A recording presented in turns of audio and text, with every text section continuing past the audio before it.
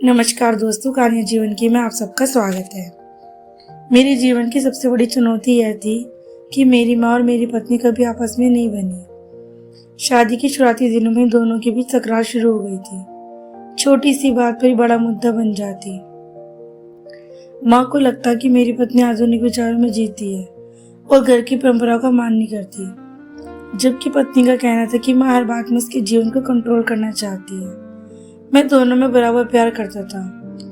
माँ मेरी पहली दुनिया थी जिन्होंने मुझे पाल पोस कर बड़ा किया था, और पत्नी मेरी नई जिम्मेदार थी जिसके साथ मुझे जीवन भर सफर तय करना था। लेकिन जब दोनों के बीच टकराव होता है तो अंदर से बुरी तरह टूट जाता है। कई बार मैंने दोनों को समझाने की कोशिश की, लेकिन नतीजा सिर्फ रहा। पत्नी रोकर माँ के जाने की धमकी देती और माँ गुस्से में मुझे ताने देती कि बेटा पराई हो गया। इन्हीं हालातों के बीच मुझे एक सुनहरा मौका मिला। दुबई की बड़ी कंपनी ने मुझे जॉब का ऑफर दिया। तनख्वाह बहुत अच्छी थी और कैरियर भी चमक सकता था, लेकिन मेरे लिए सबसे बड़ी दुविधा थी कि घर की स्थिति बिगड़ती जा रही थी। आखिरकार मैंने तय किया कि पत्नी को उसके मायके छोड़ दूं ताकि वह चैन से रह सके, और माँ को मैंने फोन करके मामा जी के पास भेजने का इंतजाम किया। मामा जी, आप आकर माँ को अपने साथ ले जाइए, मैं बाहर जा रहा हूँ, नहीं तो माँ अकेली रह जाएंगी। उन्होंने हामी भर दी। मैं निश्चिंत और दुबई के लिए निकल पड़ा। दुबई पहुंचकर जिंदगी का नया सफर शुरू हुआ।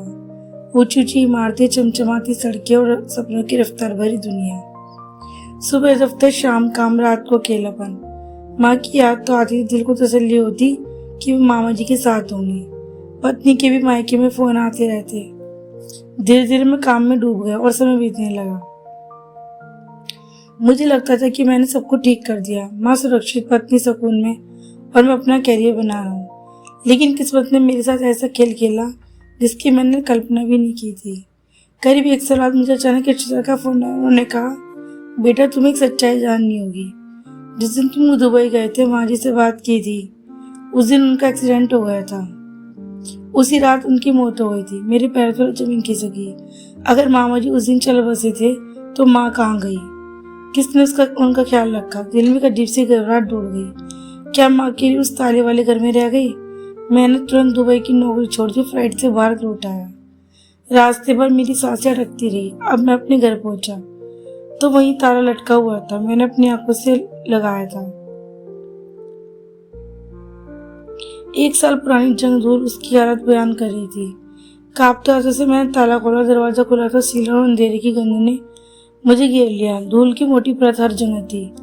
अंदर कदम रखते दिल धड़कने लगा। घर सुनसान था, लेकिन जैसे दीवारें कुछ कह रही हूँ। अचानक मुझे लगा कहीं से धीमी सी आवाज आई, बेटा। मैं हड़बड़ाकर अंदर भागा। घर के आंगन में रसोई के पास मुझे माँ की पुरानी चप्पलें पड़ी दिखी थी, धूल से ढकी, लेकिन वही रखी थी जैसे माँ बेबी पहन कर आई हो। कमरे में घुसा तो मुझे माँ की तस्वीर पर मोटी परत जमी दिखी। मैंने जैसे उसे छुआ, आंखों में आंसू बहने निकले। माँ, आप कहाँ हैं? मेरी आवाज कमरे की खामोशी में गूंज गई। मुझे लगा जैसे हवा में सिसकियां घुल रही हो। दिल कांप उठा। मैंने इधर उधर पूछताछ की। पड़ोसी कुछ कहने से बचते। अशरार ने भी कोई साफ जवाब नहीं दिया। सबकी चप्पी मुझे और डरा रही थी। एक बुजुर्ग पड़ोसी नाक के काफ फंसाते हुए कहा, बेटा, तेरी माँ को हमने उस घर के अंदर कई बार खिड़की से जागते देखा था, लेकिन हमें लगा कि शायद तुम लोग आओगे। अब पता नहीं वो जिंदा है या नहीं। उनकी बात अधूरी रह गई, पर मेरे भीतर तूफान उड़ गया। मैंने पुलिस से संपर्क किया, लेकिन उन्होंने पुराना मामला बताकर पल्ला झाड़ लिया। मैंने तुरंत घर में तलाश शुरू की। हर कोने में माँ की मौजूदगी महसूस होती। बर्तन धूल में ढके पर जैसे हाल में ही रखे गए हों। माँ के बिस्तर पर उनकी पुरानी शॉल पड़ी थी। रात को मैंने घर में अकेले सोने का फैसला ले लिया। आधी रात को दरवाजे पर आउट आंखें खोली तो लगा कोई मेरी ओर बढ़ रहा है। बेटा, वही आवाज, वही पुकार। मैं उठकर आंगन में गया। चांदनी की हल्की रोशनी। मुझे लगा कि माँ वहाँ खड़ी थी, सफेद साड़ियों में, आंखों में आंसू, होठों पर मुस्कान। माँ, मैंने चीख कर कहा, लेकिन अगले दिन वो परछाई धुएं की तरह गायब हो गई। मुझे समझ आ गया कि माँ का इंतजार, उनकी पीड़ा, उनकी तन्हाई उस घर की दीवारों में कैद हो गई थी। सुबह होते ही मैंने मंदिर में जाकर माँ के लिए हवन करवाया। आंसू बहते रहे। पंडित जी ने कहा, बेटा, तुम्हारी माँ ने अपनी आखिरी सांस इसी घर की 4 दीवारों में ली होगी। उनका मन बस तुम्हारे लौटने का इंतजार करता रहा। ये ताला सिर्फ घर को नहीं बल्कि उनकी आत्मा को भी बंद कर गया। मेरे दिल पर पहाड़ टूट गया। काश मैंने दुबई जाने से पहले माँ को अपने साथ रखा होता।